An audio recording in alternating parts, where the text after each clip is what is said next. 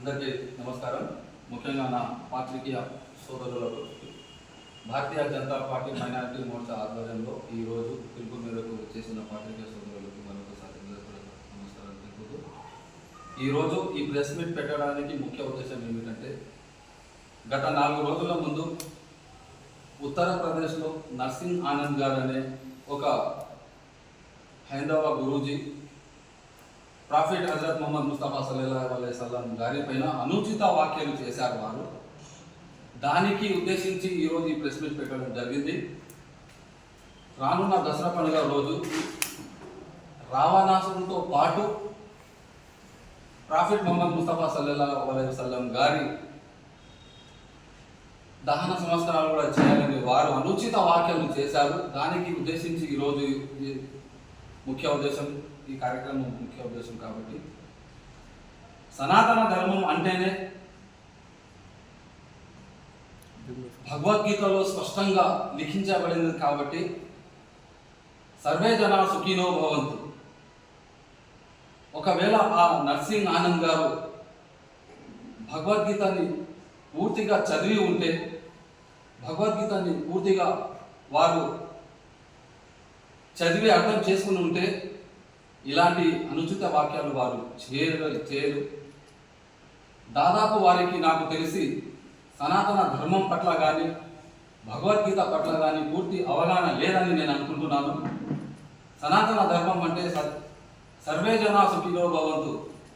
ఈ సర్వంలో ఉండే ప్రతి వ్యక్తి సుఖశాంతులతో బ్రతకాలనేది భగవద్గీత చాటి చెప్పింది. కాబట్టి అలాంటి భగవద్గీత చదివే గురూజీ మరి ఇంత పెద్ద వాక్యాలను ఎలా చేశారు? ఒక ప్రాఫిట్ మొహమ్మద్ ముస్తఫా సల్లల్లాహు అలైహి వసల్లం ఒక మతానికి చెందిన పెద్ద వక్త. వారిని దసరా పండుగ రోజు రావణాసుడితో పాటు దహన సంస్కారాలు చేయాలని మరి వారు ఏ ఉద్దేశంతో చెప్పారు? నా భారతదేశం అంటేనే ఒక సాంస్కృతిక దేశం. అన్ని దేశాలకు,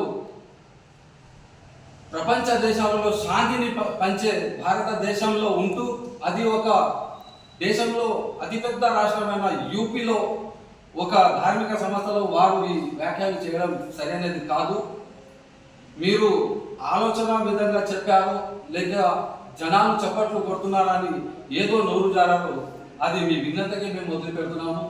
తక్షణమే భారతదేశంలో ఉండే ముస్లింలకు కాకుండా ప్రపంచ దేశాలలో ఉన్న ప్రతి ఒక్కరికి మీరు క్షమాపణలు కోరుతూ, మీరు చెప్పినట్టు ఏదైతే అనుచిత వాక్యాలు ఉన్నాయో అది వెనక్కి తీసుకోవాలని భారతీయ జనతా పార్టీ మహబూబ్ నగర్ మైనారిటీ మోర్చా ఆధ్వర్యంలో మీకు సూటిగా హెచ్చరిస్తున్నాం.